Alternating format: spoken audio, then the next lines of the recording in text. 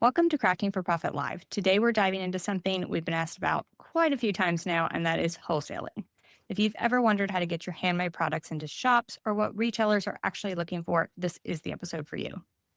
Today, we are joined by Brittany Wolf, founder of SHEWOLF Designs. Brittany has built a business that has not only stocked shops across the country, but is also deeply aligned with her values and creative vision.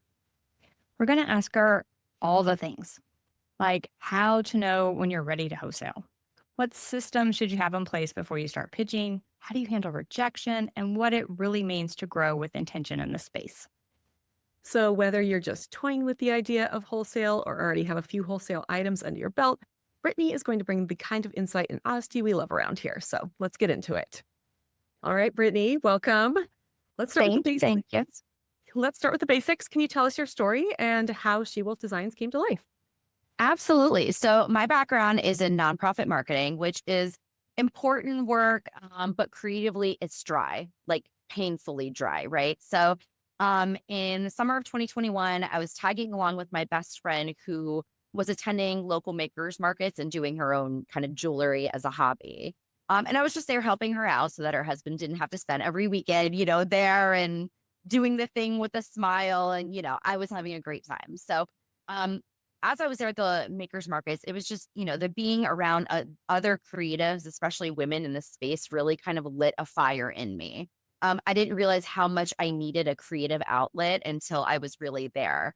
And I am never the type of person to kind of play it small or be quiet. And so because I wasn't getting that outlet in my workspace, I decided that this was just where I needed to go. So in February of 2022, I started taking some of the space in my bestie's booth. Like I would just sneak in a little bit of a corner with like 5 stickers that had nothing to do with her jewelry line. Because I had access to Adobe Illustrator through my job. So I was like, all right, let me do these 5 stickers. Let's see what happens. So my first market was a Valentine's Day event, and I couldn't believe just the connections I was making with people. And even just over my designs, I was like, are you sure you want to buy this? It has the Maryland flag. Marylanders love their flag. And I was like, really? You love this? So going in with zero expectations, it was great. And that was from there on, I was hooked. I feel like that's kind of how it goes for a lot of people, where you just need this like creative outlet outside of your job and you love doing it so much that you're like, yeah, let's go all in. Absolutely. And Marylanders, they do love their flag. If you don't know that already. We have a few colors, and so people play with that. But yeah. Yeah, I've seen some memes recently and it's hilarious. Yeah. We love it hard. Yeah. All right. So at what point in your business did you decide to explore wholesaling and what made you consider it? So it's actually pretty early on. There at the same time, there was a new shop that was opening up in my area that had like a curated space with like 60 plus local makers. And this was the first of its kind. And so they were offering to stock my bestie's jewelry. And I was like, hey, do you mind? Can I like sneak in 1 or 2, like just to kind of see? And they were like, okay, sure, why not? Let's try it. So that was kind of my first taste of a more like passive income, right? I didn't have to be physically present to make the sale. And so there was just a lot of freedom in it, especially because I still had a full-time job. So I participated in 20 days of markets that first year. Like every weekend I was doing it, right? And it was exhausting, and I realized I didn't have the bandwidth. So then I kind of started asking other makers who were at those makers markets, right? Like, hey, what do you do? Especially those who do it full time. Some were talking about custom work or licensing. And then some told me about wholesale and how it's mainly just selling to the store owners. So, I decided that this was kind of the lifestyle that I was looking for, right? Like even as a side hustle, right? If I could just design a few things and kind of let it run by itself, almost like Etsy, where, the algorithm picks it up and then people start seeing, I was like, this is the way that, I kind of wanted to go. So, yeah, it's kind of that autopilot feature I like to talk about. So I found an online wholesale coach, signed up for a 6-week intensive, and started treating it really like a part-time job. Then all of 2023, I spent it like a, real business, right? So it was no longer only fun. It was the tracking the expenses, making decisions on margins. And that was just a huge mindset shift for me. So I quit my full time actually at the end of 2023, and last year was my first full year. That's awesome. In the blogging world, we talk a lot about passive income, and it feels like having an Etsy shop doesn't feel like passive income, but when compared to doing craft fairs, and having to get out there and unload all of your stuff and talk to all of the people and everything, something like an Etsy shop or wholesaling, we can talk a little bit about fair here in a bit. It does feel a little bit more passive than something like a craft fair. I hadn't really thought of it in that aspect before, but you're totally right. And I feel like you're living the dream with like the passive aspect of it. You're doing it full time now. Like you are the dream for what a lot of people striving for, especially our audience. So I really feel like people are going to get a lot out of this, just using your advice to take that next step into wholesale instead of, like you said, like busting it every single weekend at a craft fair. Like, let's take this to the next step and really make some income that you don't have to work so hard for. Yeah. And for those of you, I mean, none of you guys know this, but Brittany actually was the first person I started talking to about wholesaling. And she's kind of been my like entrance into wholesaling. So I've been doing a little bit of wholesaling, and I think I have my stuff in like 4 stores now. It's a very cute amount, but it makes me so happy knowing that there's bookstores, because I make bookish crafts. There's bookstores in the US now that just carry my stuff. And I'm like, so cute. I love it so much. You have to start somewhere, right? Like I only started with 4 stores, then you just keep going. Totally. And it kind of is one of those things where it like, the more you do it, the more you like become motivated to do it. Like all I really want to do is make like a giant map and like start marking down where all the stores are that I'm in, because I feel like that would be a really great visual to see, okay, oh, I still need to get somebody in Montana, and then I can reach out to like bookstores specifically there once I get going a little bit more. So it sounds like so much fun. I actually have one of those. It's like made out of, it's just like vinyl on a piece of clear acrylic. I will send you guys the files, but I literally have a chalk marker and I just color in every state. So I know I'm like 6 states away from all of them already. But yeah, it's fun to do that. That's like a visual goal. I love it. And then when, like, my ultimate thing would be like when you're traveling to go to those stores and see your product in those stores, like the ultimate high, right? Yeah. So I did it for the first time last year. We did a trip to Charleston, South Carolina, and it was more for just fun. But I happened to get a store there literally like a month before we went on the trip. So I was able to go there, see my things in person. And it's still weird for me to see it and be like, oh my God, they really like me. No, like that's like the attitude of like basically every crafter. When anybody buys anything, they're like, oh, you like my stuff. Thank you so much. Mm-hmm. I love that. All right. So when we're talking about getting into these shops, what are retailers like looking for when they stock handmade or small batch goods? Yeah, I mean, so retailers, which also say stockists is another term for retailers. So some people see that and they're like, I have no idea what that is, but that's just the retailers. So they really they want consistency, they want quality, and they want clarity in your product offering. So, we have to think about it like the store owners, they're just like us, right? They have a dream of running a store, running a small bookshop, and investing money in their business on the products and the brands can really make it or break it, right? You can bring in hundreds of dollars of inventory and it doesn't sell, it sits there. So they want to know that when they're ordering from you, the experience is going to be smooth. So I would say, first off, your line should feel intentional, not like you just slapped a whole bunch of different designs or product categories together, right? My biggest thing is you should start small. So I started with stickers and I only recently added like greeting cards. Even though they might go together, you really want to make sure that what you're offering is what people want, right? And the sales and the data are going to be able to tell you that. Wholesale is a long-term strategy and a numbers game. I have 1,500 people on my lead list. I have, 15% of that are, my wholesalers like that who actively buy from me, right? So the more products you have in one category, the better chance you have of connecting with just one buyer. So if I'm launching a new category, let's say it's, I just did Mother's Day and Father's Day cards, I would try and have at least like 6 to 8 designs from somebody to choose from, because resellers are all looking for different things at different times. And so they might cherry pick from your entire catalog. Oh, I like a few of these things. I like a few of these things. So you really need to have like a wide variety. Um, the other thing is good margins, right? As much as we love to be creative and the relationship building, we're here for the money, especially store owners. Their overhead in those spaces is insane, right? So you really need to know your margins. Like wholesale costs are about 50% of retail. So you want to make sure that your products, when you're selling them, are priced well enough so that both of you guys can make money. And this is where following some of those industry standards for your category is crucial. So there's minimum order quantities, right? Case quantities. So if somebody's ordering stickers, they need to buy 6 stickers. You can't just buy one piece by itself. And that's kind of a standard for all paper products. For goods like my enamel pins, it's only 3, per design. So having all of that in your pricing structure, I think, is really important. And having those laid out so that retailers know it ahead of time before they buy you is going to show them that you've really put in the time to look at what the industry standards are, and it tells them that you're really serious about your business.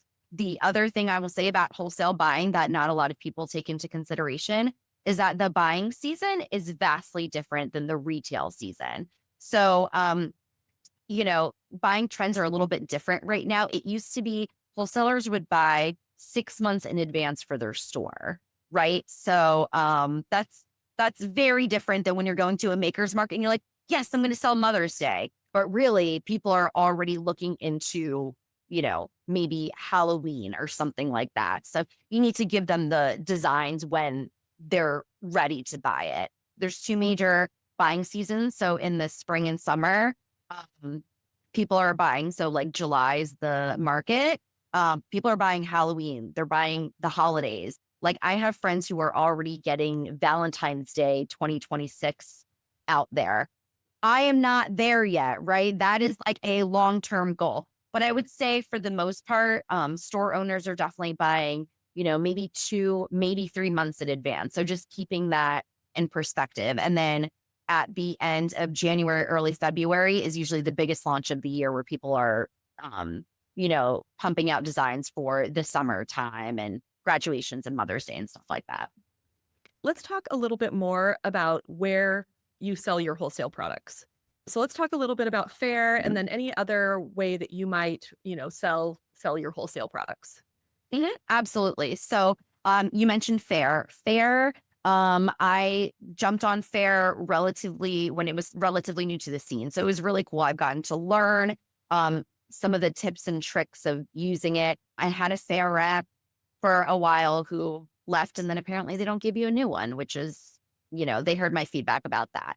But anyway, Fair is basically like Etsy for store owners, right? So it's a platform similar to Etsy. They're actually implementing a lot of similar back-end tools nowadays. So that's really nice for the brands on our side. So buyers can sign up to buy, and then brands like myself sell up to sell. You definitely need to have your wholesale terms and minimums up front, right? So you might go to Fair. This is actually my biggest tip is I signed up for Fair as a retailer, as if I was going to go to buy. And that's how I kind of do my research into what everyone else is doing in the industry, right? So I look at some small brands, some big brands, and I'm like, oh, how many stickers are they selling per design? What does the cost have to be? And you will see anybody who puts $0 to $25 as their, first opening order minimum is definitely not following industry standards. Because if your cost is, $1.75, you're selling it, let's say it costs 75 cents, you're not making any money if somebody's buying $1 worth, right? So you really need to get that math down. So on Fair, you just upload the products. Like I said, similar to Etsy, they do have an option now where you can actually pay to play. So they will promote your products based on, let's say a $50 limit per month, but there's no way to pick yet which products themselves are going to be promoted. So they just use the store owners, what their researching terms are, and who they think is going to be best for you. So fair is definitely the number one way where I get my organic traffic from. I do use the pay to play feature, but I, go up in cost, down in cost, depending on what quarter it is and what the buying cycles are. And I start small, right? So I think anybody could kind of play around with it, but if they don't have the money for it, that's okay. Fair wants to make money. So if you are brands that they think is going to be bought by, whatever stores, they're going to show you to them because they get a commission, kind of like Etsy. So there is a commission structure where it is 15% plus $10 for any opening order, if it's an organic buy. That said, again, they want you to make money and them to make money. So if you bring retailers to the platform, say, Corey, you're like, you know what, I'm going to actually open up a retail shop for, the bookish stickers. If I were to say, hey, if you buy some of my stuff, you can get free shipping for a year. And if you sign up for Fair, they will give you a 0% commission. So the number one thing with Fair is that you want to upload your leads and contacts to Fair so that you can lock in that 0% commission. You don't want to give them 15%, right? If you've done all the work. So the organic definitely comes from Fair. The other way that I get the wholesale orders is just doing outreach, right? So I do a lot of my research through Instagram. I'm looking for store owners that have similar brands to mine, and I'll go ahead and follow them, right? We know how to support other businesses. So it's exactly the same. Go and follow them, drop into their DMs. Hey, I love your vibe. And then I will, send them a pitch email basically saying, hey, we either chatted online or I found your shop online. I think we're a great fit for X, Y, and Z. Just really quickly, here are my wholesale terms. Here's a link to my product catalog, which we'll get into, but that's just on Canva and you just share the link. And then for the most part, people don't respond to pitches. How many emails do you have in your inbox right now? So even though people aren't responding to the pitches, they're seeing your stuff, right? So I will get in orders, down the line from somebody that I chatted with on Instagram. So definitely that one-on-one. The other way that I do that is through trade shows, which I just started doing. I did my first one last year. And trade shows are a big financial investment. So I only did one during the January buying cycle. So it was in New York in 2024. And I don't have any plans to do it again this year, just again, financially. It's basically like one big craft market, right? If anybody has done Renegade Craft or any of those shows, right? It's exactly the same thing. You're selling to people are passing by your booth. They're either not making eye contact or they're like, oh, okay, this looks interesting. Let me chat with you. And so meeting retailers at those types of trade shows is another really good way. I've had a couple other ways, just going to throw it out there for my, 4 people I'm wholesaling with.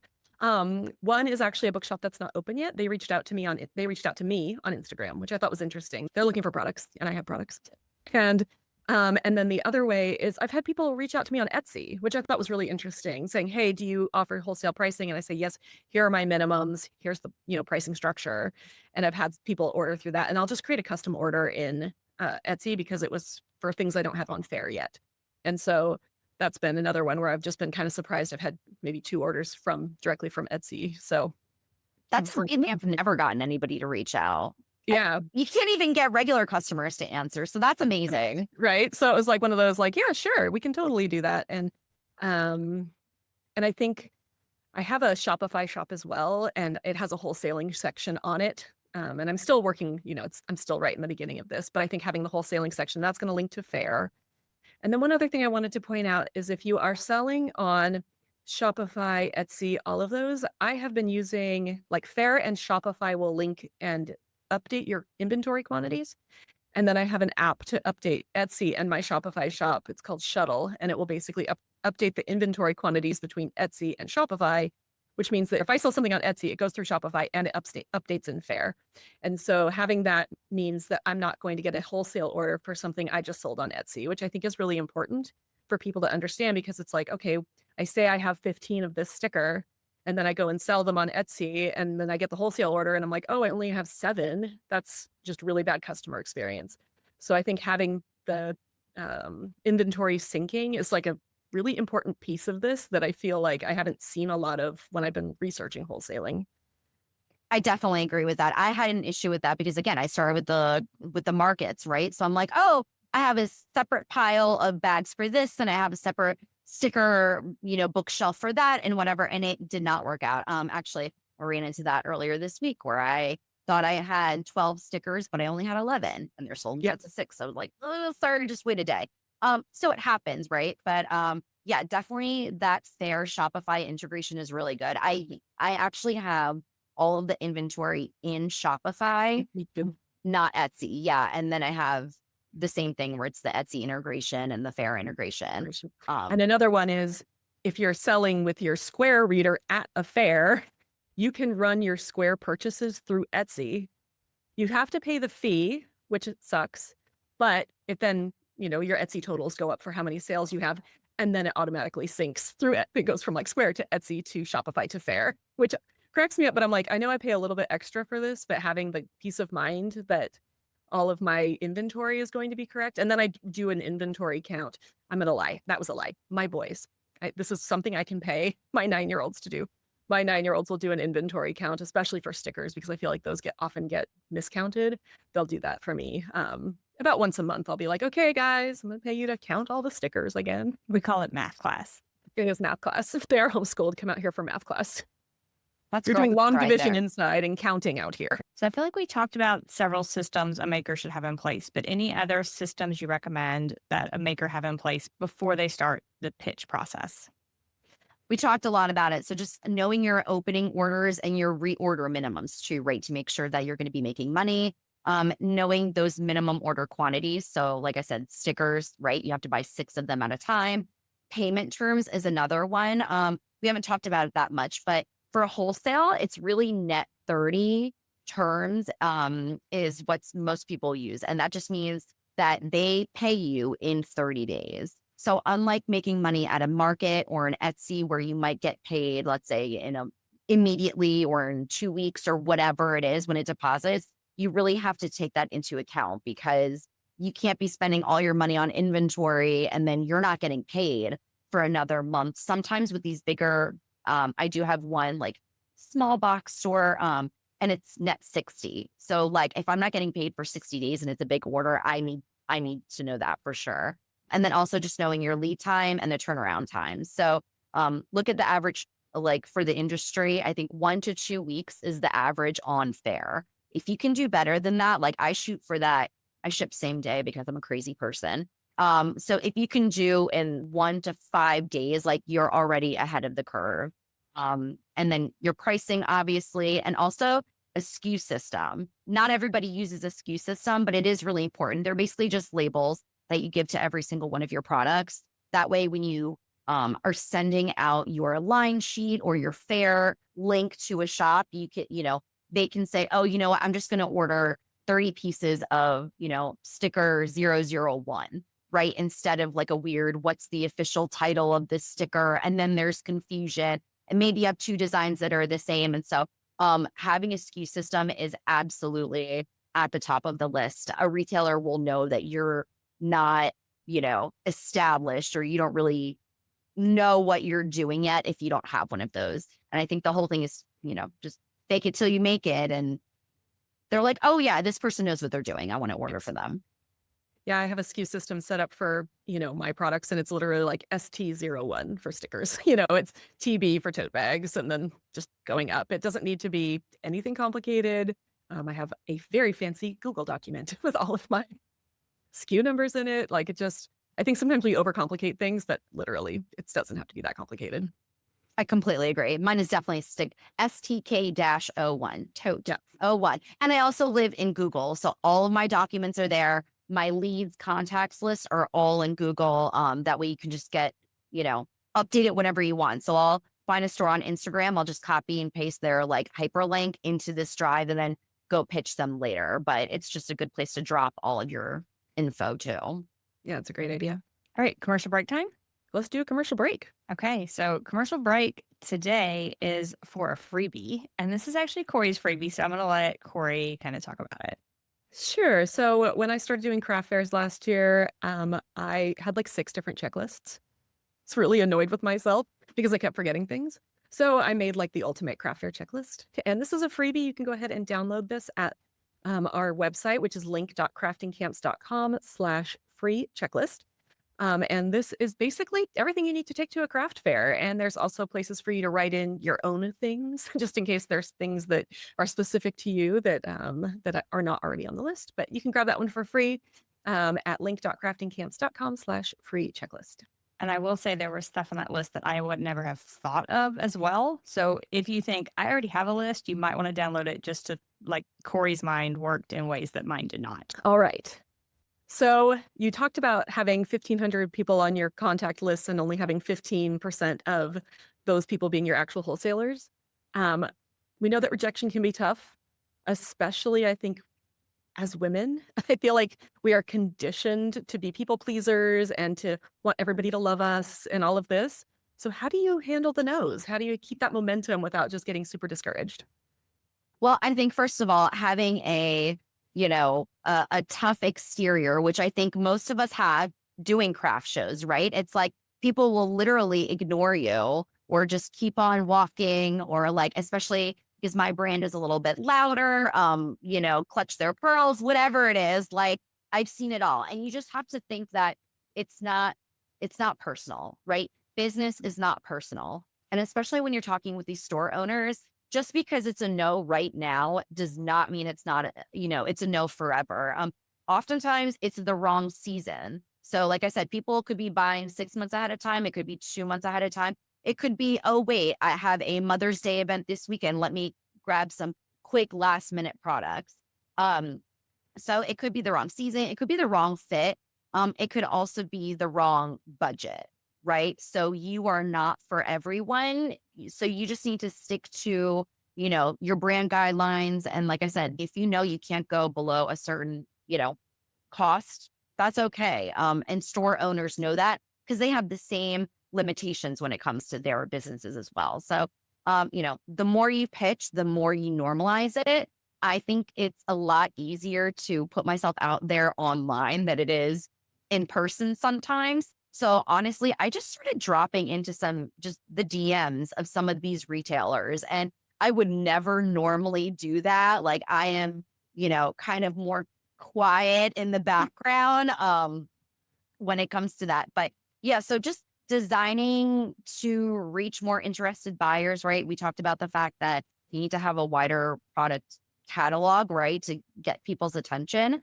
And so maybe they don't love the card that you just designed, but maybe for the next season, the next event, they're like, this is amazing. I actually do have a retailer who only buys cards. And because cards is my most recent category, I don't have a ton of them.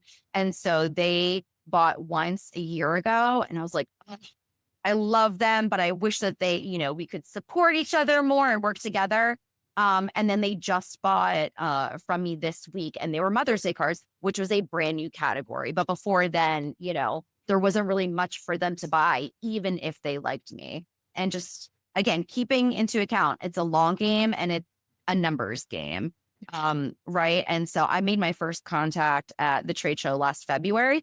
It took over a year to get my first order with them. And that was just me being like, hey, how's it going? What are you guys looking for? Sometimes getting responses, sometimes not. And so now they're actually my biggest retailer. They're kind of my like small box retailer that I was talking about. So, I mean, that took over a year, right? And if you give up immediately, you wouldn't have gotten there. So it really is about the contacts and the relationships, and you never know who you're going to be working with next. So just keeping an open mind.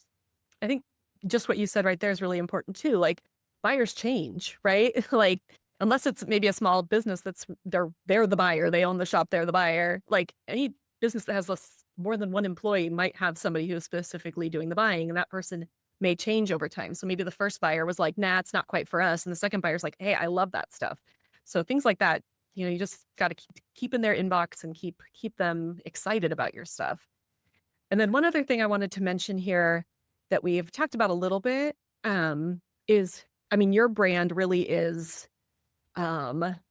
specific. And so is my brand, right? Like I am making things for book lovers. You are making things for sassy ladies.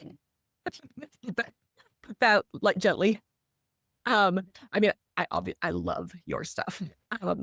But I feel like having like a clear idea of what your brand is so that they can go, okay, I know what I'm getting when I go to Brit. Like I'm going to see what she has next because I know I'm probably going to like it. Whereas if you're doing 1,000 different things, like that gets much harder for like a brand to like, say, okay, I want to shop with them again because they go back and they're like, wait, why does she have all this weird country chic, flowery stuff? And that's not her style at all. So I think that that's really important too. And we've talked about this a lot on the podcast, is just having a really strong brand. For me, I tend to keep in mind, like, especially cold calling, that like if 5% of those people respond to you, that's a really good percentage. So if you reach out to 50 people, that means if 3 people even responded and like it actually engaged with you, that's a really good percentage. And that feels really low. But I feel like you need to keep that in mind when you're setting your expectations with those cold calls, because the percentage is going to be way lower than you're probably expecting it to be. Yeah, I never, ever, ever get responses from my pitch emails, ever. But it's just something that you got to do, right? You got to put yourself out there. What is it? You need about 11, 12 touch points to convert, right? It's the same thing when it comes to a store owner. You need to think about where they are in that point in time. It can be quiet, but that's not always a bad thing because it could be coming along, right? You just never know. Yeah, with a cold call, you never know what is going to happen. So it's just like, you shoot your shot. If it doesn't work out, it doesn't work out. And that's okay.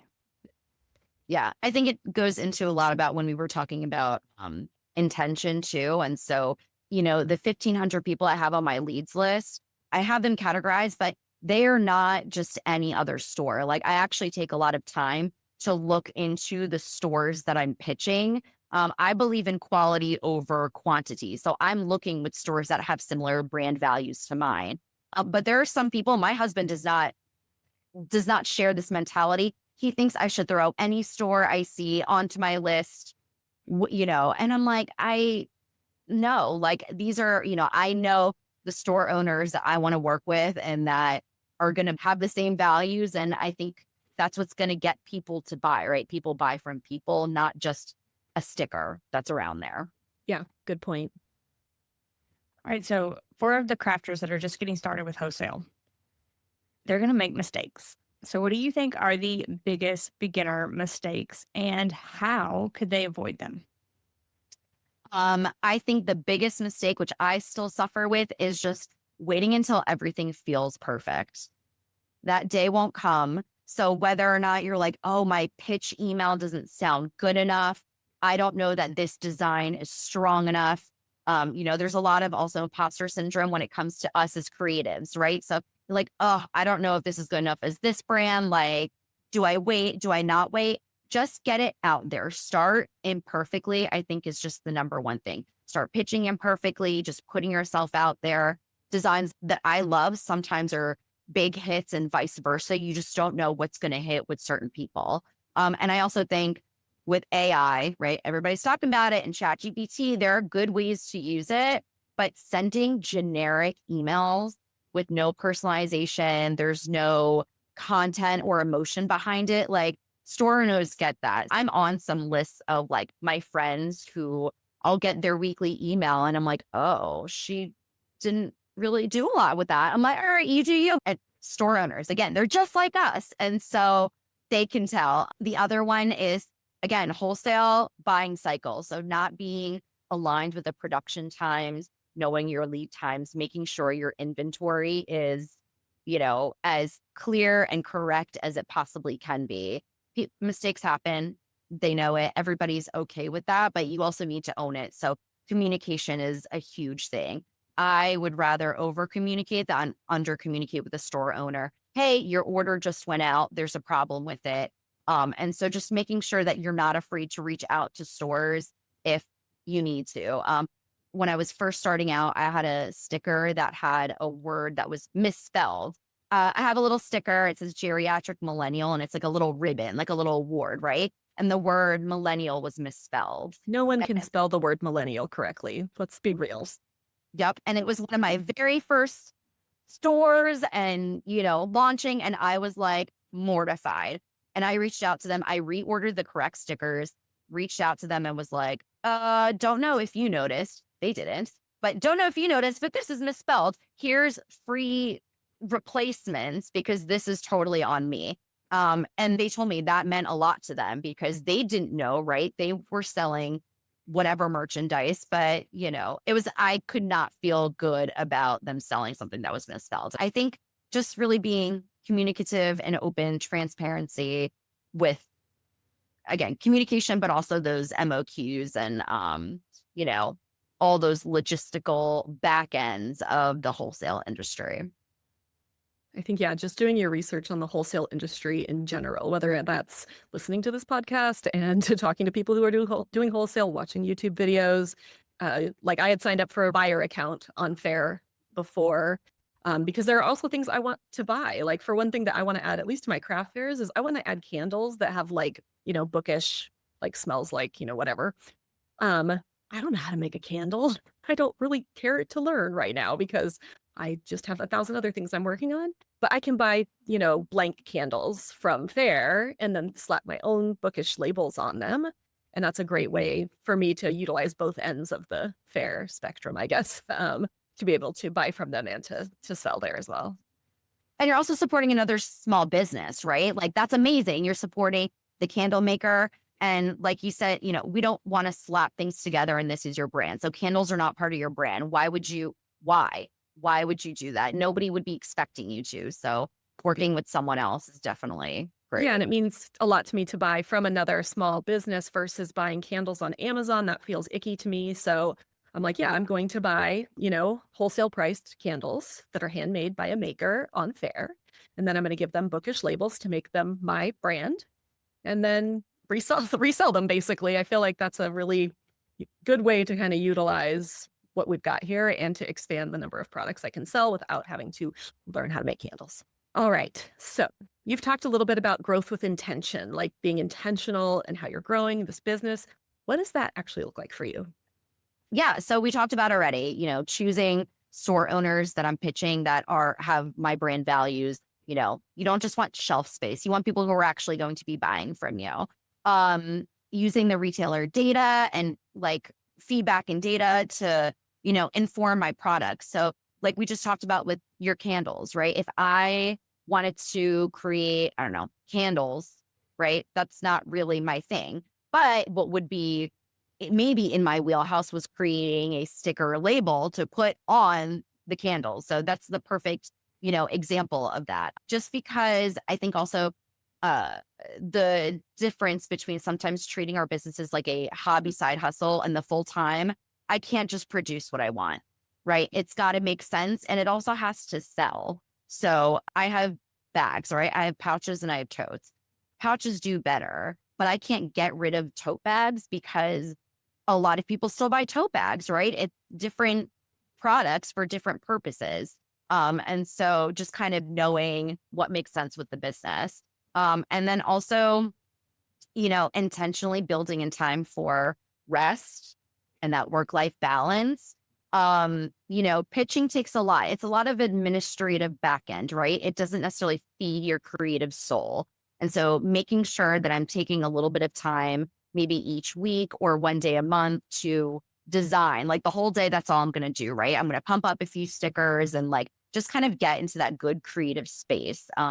Because we all know that burnout is real and our businesses, how many of us are really working 40-hour work weeks? It's like, obviously a lot more than that. So, going out to lunch with friends, like I just had lunch with my sister the other day because I'm like, what, fine. I can make this up when I'm working at 9:00 at night. It's not going to make a difference. So intentionally making space for the design, and working with products, again, the themes that fit your space and the people who also have the same intentions as you do, same values, I think are really like the three big pillars of that. I feel like those are things we talk about all the time on this all podcast. the So time. they should be used to hearing all of those things, but it's good to hear it from you as well. Yeah. Again, store owners, they're just like us. I feel like that's something that I have learned, right? Because I'm working with small bookshop owners, like I'm working with just other women who are about my age who just have a dream of running a cozy bookshop and selling cute little things. And I'm like, well, that's like my other dream. It's me in another life, you know? And so it's been really lovely to work with, these small bookshop owners because I'm just like, I want to help support your dream and you're helping me support my dream. And then it's just all sorts of good juju that goes between everybody. And I like that a lot. You're also dealing with another small business owner who is also overwhelmed. So patience would probably be key as well. Yes. Like they are exactly you, and put yourself in their shoes just a minute. Yeah. Think about how many open tabs you have of things that are like maybe in your shopping cart. You might have to herd some cats sometimes, like to get across the finish line. And that's okay because there are normal people like that now. Amazon, I don't how many things are in that cart until you actually like decide you want to buy it or not buy it. And it's the exact same way. All right. So, what advice would you give to someone who wants to try wholesaling and feels totally overwhelmed by the process? Because you are doing all the acronyms like the MOQ and all this, and I feel a little overwhelmed by the process. So, give us your best advice. Okay. So first off, just do some YouTube research, find somebody, tap into somebody. My DMs are always open. Like talk to somebody who can, relate everything back to you and like really give you a transparent roadmap or feedback, right? About what's possible. Cause we see a lot of business coaches, right? And it's like, oh, I made 6 figures, but how much did you really bring in? And so I think it's really important to just, start branching out and just chatting with people in the community and breaking it down, focus on one thing at a time. So I apologize for the acronyms, but, get your, minimum order quantities, MOQs in order first. Get your SKU system in order first. Then decide, okay, let me tackle fair or let me do photos. Like that's one of the very last things that I do. So just, one baby step at a time because there is a lot to it. Once you have everything set up, it's kind of like a well-oiled machine, or at least that's the hope, but it takes a while to get there. So a little bit of patience, knowing that you're absolutely going to be making mistakes and starting small. Pitch 5 retailers a week, not 50. Because then you're going to also burn yourself out. So yeah. One other thing we should mention too is it's not easy to get on Fair. It's not like just to sign up for it. They have a huge backlog of people who want to be on Fair. Getting a recommendation from someone that's on Fair can help. It took me, so I applied sometime last year and just didn't hear back. I asked them, they're like, you're still in the queue, didn't hear back. And I was like, I'm going to apply a second time. And they're like, you're accepted. And I was like, the heck? I waited all these months. And like that day I was accepted the second day. And I was like, okay, so you might have to apply more than once. You need to show that you have a shop that's active, that is not, I think that's not just Etsy. I think you have to have a Shopify shop or like a WooCommerce or something. I did not have one. I think so. They are definitely more stringent now than they were before. So Yeah. Think again, having those SKUs, try to show them your catalog. If you have something like that, they'll be like, oh, okay, they kind of know what they're doing because they're already set up. Yeah, so I made sure I set up like a functioning website with a cart. I think I had to have something other than my Etsy shop. So I had to have like a functioning Shopify shop. So I spent a lot of time working on that shop, making sure that it was fully stocked, that I had a working checkout. And so I think there's, it's a big process. There's a big list of things when you apply to Fair that you have to do. So just, check them off the list. I mean, there's still so many things I have to do. Not all my products are in Fair. I need to go and I sync them from my Shopify shop, but like the way I talk about things in Shopify is not the same way as I talk about things on Fair. Like I have a line on my Fair things that says something like, if you are looking for a higher quantity or different combination of products, please let me know. On my stickers, I'm like, my sticker printer is local and I can turn things around really fast if you need higher quantities. I don't have to wait for, sticker mule to send me stickers a week from now, I can call up my guy here in Bellingham and say, hey, I need a rush order for this brand, and he can usually fit me in. So I feel like adding those things like in your description will show brands too that like you're willing to work with them. Because I've had one person who was like, I only want 3 of this, but I want 10 of these and 11 of this, and they weren't the normal numbers. And I was like, yeah, sure, we can make that work, that kind of thing. So I think just showing the flexibility too is a great thing as well. Yeah, and not everybody uses some store owners don't use Fair, and there's a good amount that there's a strong love-hate relationship, especially when Absolutely. it comes to the commissions. They have to pay. There's like their own Fair insider for shops. I mean, they have their own thing going on too. So this is definitely where you can utilize Shopify. I take orders also through my Shopify, and I just create like a draft order, and I just put in a 50% discount code, for whatever the price is. But yeah, not everybody uses Fair, and that's why you also really need to be using other channels. You need to be doing the pitching and reaching out and saying, hey, if you email me back, I'll send you an invoice. It's as easy as that. And some people do it that way too. So Could you also, you mentioned you were going to say something about creating a lookbook or a guide in Canva. yes, I would say so. Especially if you don't have a Fair website, that's okay. You don't have like a full catalog. I created I call it a catalog, not a line sheet, because it's a little bit more designed, right? A line sheet is like, you just have a square photo. You might have your SKU underneath of it that, it says a candle, ABC, and it costs this much. But I'm happy to share my catalog for anybody to see it. There's like a little intro about me page, and then every page has just the full products and information about it. There's a sheet for that completely says like the payment terms. There's even like a draft invoice page. And again, I just did this in Canva. You can search in Canva, catalog line sheet and kind of zhuzh it up to make it your own. But I have it in Canva where I can share just the hyperlink. I suggest in pitch emails, actually, do not include photos. A lot of people, it might get sent to the spam. And again, people aren't like looking through this long, lengthy email, right? It's like 3 paragraphs. You're hyperlinking to your website, maybe your Etsy page or this catalog, and then sending it off your way. I also download a hard copy. That way, if you, want to show it to anybody, that here's a PDF that you can share with somebody. And it's just a really quick way to show them everything. This is definitely now on my list to do, because if you're able to grab people off of Fair, you are saving yourself and the buyer a lot of money. Because with Fair, they have all of their fees. Plus, if a new person that you're buying with on Fair is going to cost you an extra $10, which if it's a $25 order, that's like a lot of the, you got to really hope for repeat sales with that person. But if you can just invoice them, then you're just paying their, credit card processing fee. It's so much better. And some people, I have some customers who came to me from Fair, but now we work off of Fair because of, they're like, oh, is there a way that we can both work together and like help each other out? So yeah, I think, again, Shopify or Square, whatever the system is, people are happy to work with what works best for, everyone, I think. Save these small businesses as much money as we can, right? We're all running on the thinnest of margins. Yeah, Fair could be a whole other podcast. It's a little bit of a beast, but yeah, it definitely, I think, should be added to our list of things we should chat about. All right, so I think we'll link to your social in the description below the video or the podcast notes, as well as hopefully that Canva. We get that link from you. And then you also have a special offer for our audience, right?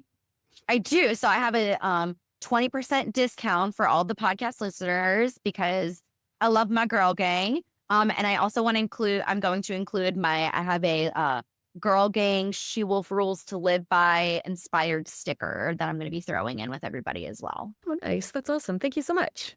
So Of you can get course. that by going to link.craftingcamps.com/SHEWOLF.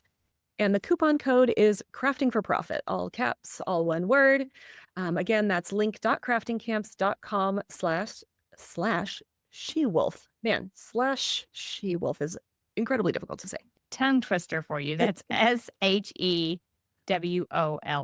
If like you're like, what did Corey say?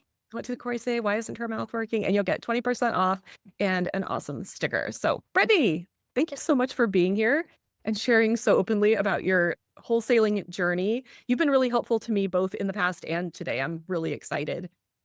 So your business really is kind of like this powerful example of like growing a business that is sort of like growing a craft business that is passive, which I feel like is a little hard to do. So very excited about it.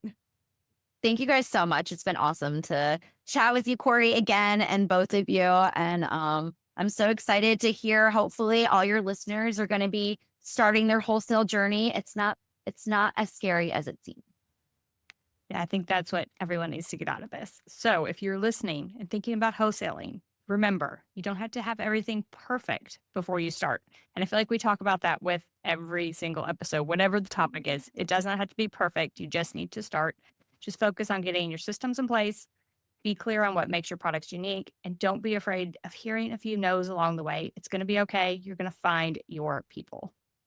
And if you enjoyed this episode, of course, please give it a review, give it 5 stars, send it to somebody who you think should be wholesaling. If you're like, this is not for me, but my friend makes the most amazing keychains you've ever seen, make sure to send her this episode because I think it could be really helpful on a lot of people's crafty journeys. Thank you so much for joining us, everybody. We will see you for the podcast in 2 weeks.